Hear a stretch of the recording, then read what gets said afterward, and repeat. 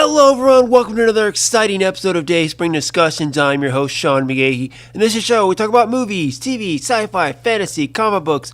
If you geek out about it, we're going to talk about it. You can listen to Dayspring Discussions on iTunes, YouTube, Podomatic, and Patreon, and contact Dayspring Discussions on the Facebook group, Twitter account, and dayspringdiscussions@gmail.com. Well, happy Tuesday, everyone. It is a lovely day here in Austin, Texas. It's afternoon, and the sun decided to come out, actually, about an hour or two ago. It was a little dreary there for a little while, but the sun did come out. It's a nice day, so hopefully you guys are out enjoying it. Hope you had a great weekend, guys. Lots of stuff to talk about. Lots of good stuff to talk about. So let's just get right into it, guys. Starting off, this weekend, we had the third film in the How to Train Your Dragon franchise, How to Train Your Dragon: The Hidden World. Now, I'd never seen one of them before in theaters, but I did enjoy both the first two once I actually watched them on DVD. So I definitely wanted to go and see the other ones because the first two were so great, and this third one looked like it was going to be just as good. Now, it took me a while to get my daughter to actually watch the first two. For like 2 weeks, I tried to get her to watch How to Train Your Dragon. She kept saying no, no, no. Till one day, me and my wife were going to sit down and watch it, and we told her she could either watch the movie or go to bed. Of course, she chose to watch the movie, and she ended up liking it. She ended up watching the second one, and then I took her, my nephew, my sister-in-law, my mother-in-law. We all went and saw the third one, The Hidden World, on Sunday, and it was good. It was really good.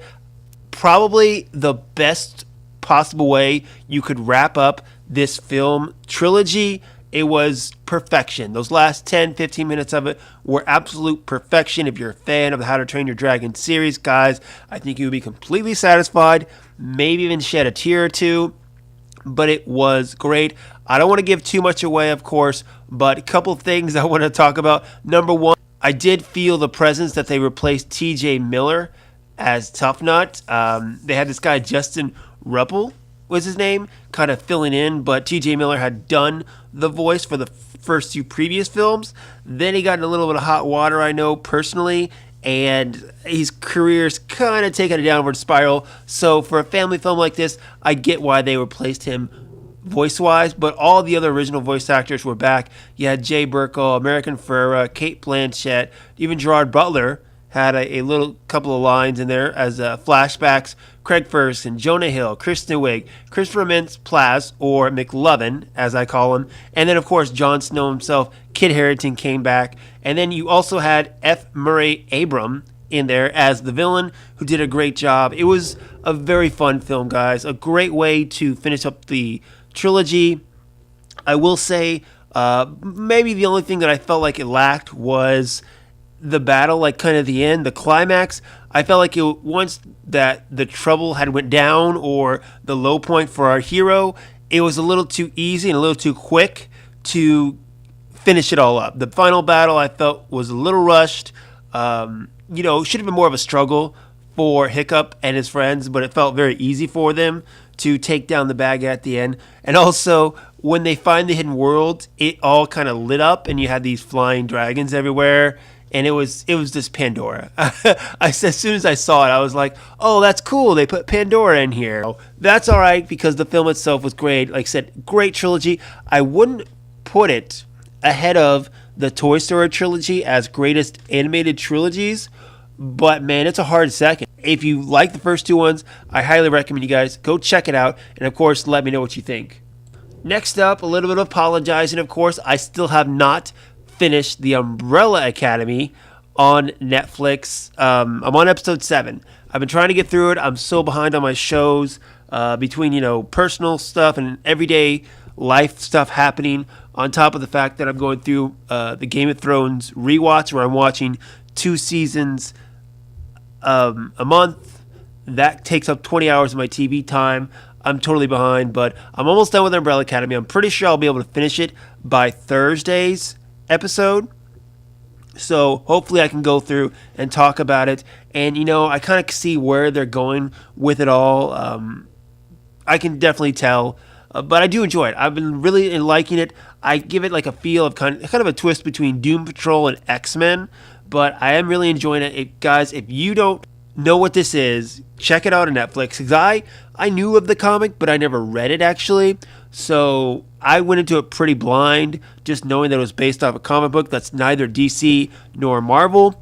And I'm enjoying it. I like it a lot. I'm looking forward to finishing this season and hopefully seeing a season 2. Other people I know are enjoying it, so check it out. If you have, let me know what you think. Speaking of X-Men news, X-Men Movies on Twitter just released a new art style poster for the upcoming Dark Phoenix film that comes out on June 7th. Now, I believe it was a couple days ago or a week or so, director Simon Kinberg teased that a new trailer is coming soon. Usually when studios put out a poster like this, a trailer isn't far behind within maybe a day or so. So hopefully we get a new trailer soon. Then maybe, of course, I can talk about it on Thursday's show.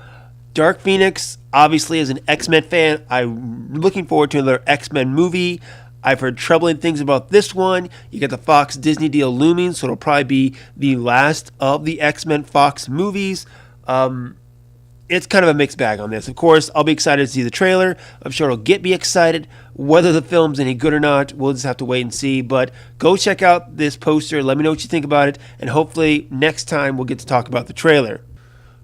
Okay, I think I finished up most of my housekeeping. Oh, one more thing, of course, I want to talk about is going to be the Oscars. Guys, the last episode, I did my annual Oscars preview of who I want to win, who I hope win, all that stuff.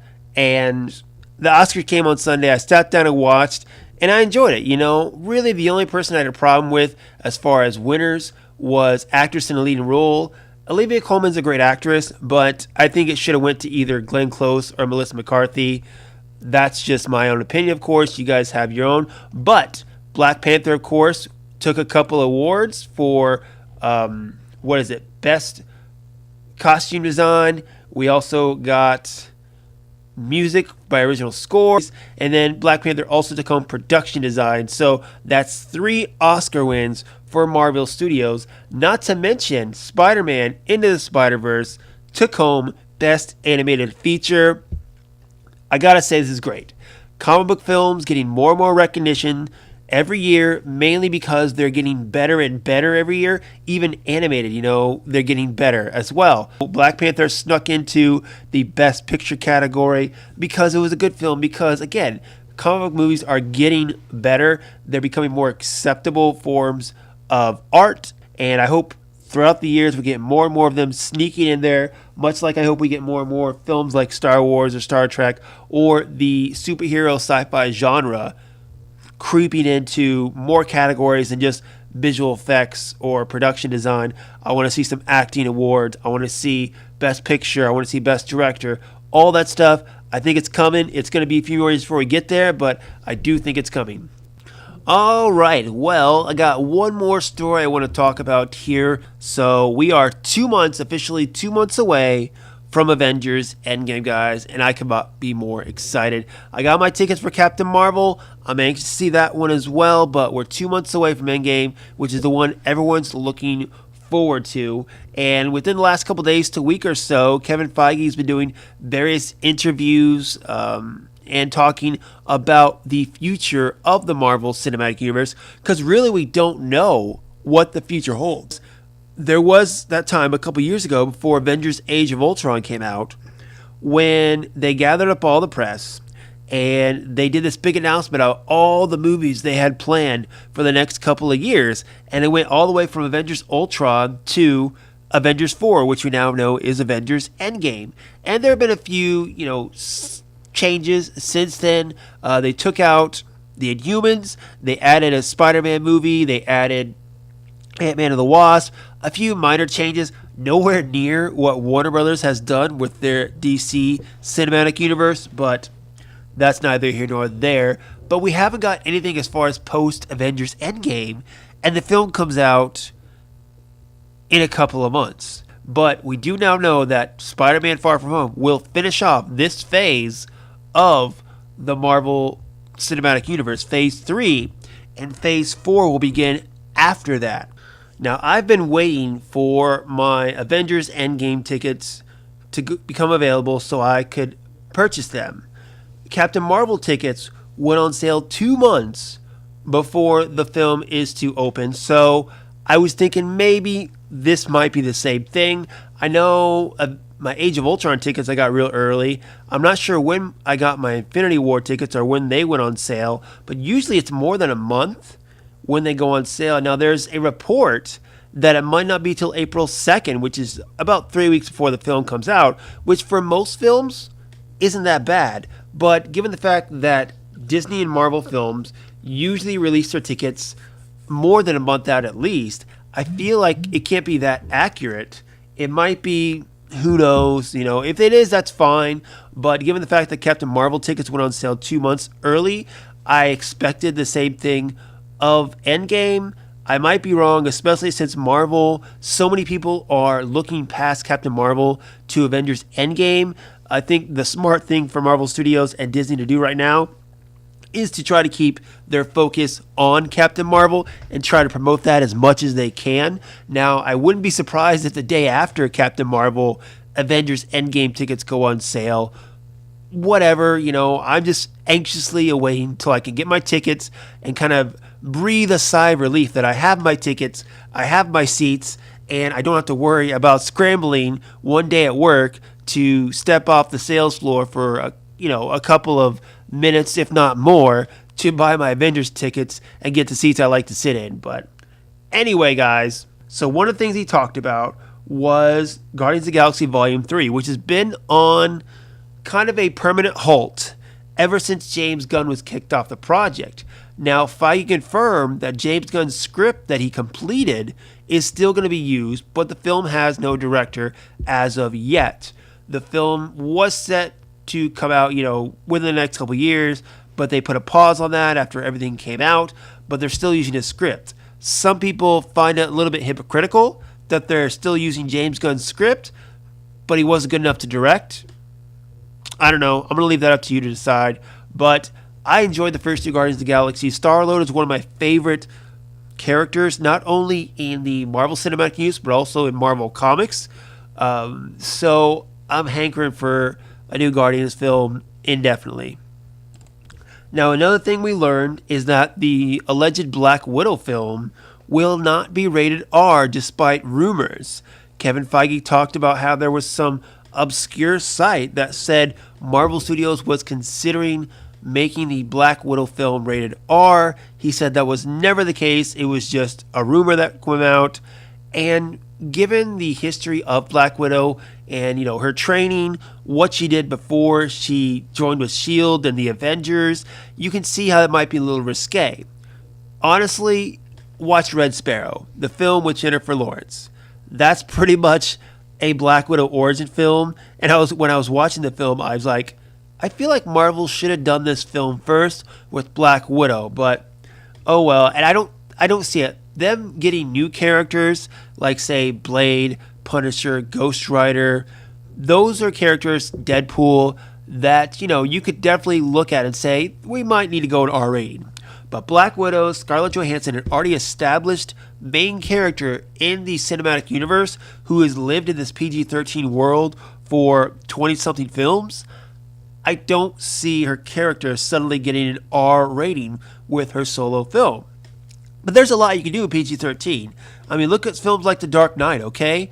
That was a very violent film, and a lot of people died, but you didn't see blood. A lot of them you didn't see really die. There's a lot you can get away with as long as you watch your language and your nudity and all that stuff in PG-13. I mean, if you look at all the rest of the Marvel films, there's a lot of violence going on there and a lot of other stuff, but they've kept it, low as far as the blood and all the other stuff, so they can do it. PG-13, full faith in Kevin Feige, our Lord and Savior.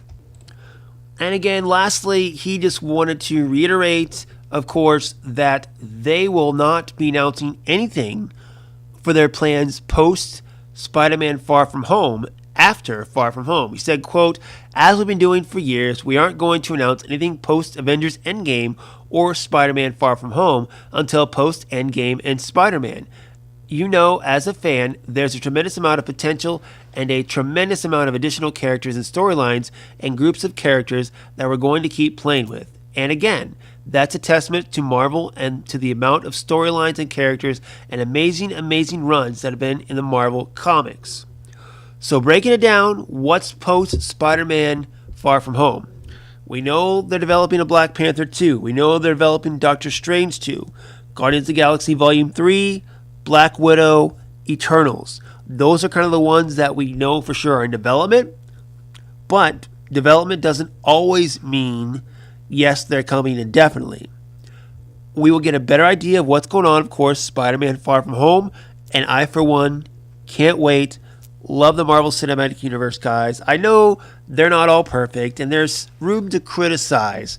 But the way they have made these movies feel like I was a kid reading comic books again, where I have Iron Man pop up in a Spider-Man comic, and then I have Hulk pop up in a Thor comic, and then they all come together in an Avengers comic. It makes it feel special, makes it like I never thought I would see on a movie screen, and it's a formula that every other studio has tried to copy and failed.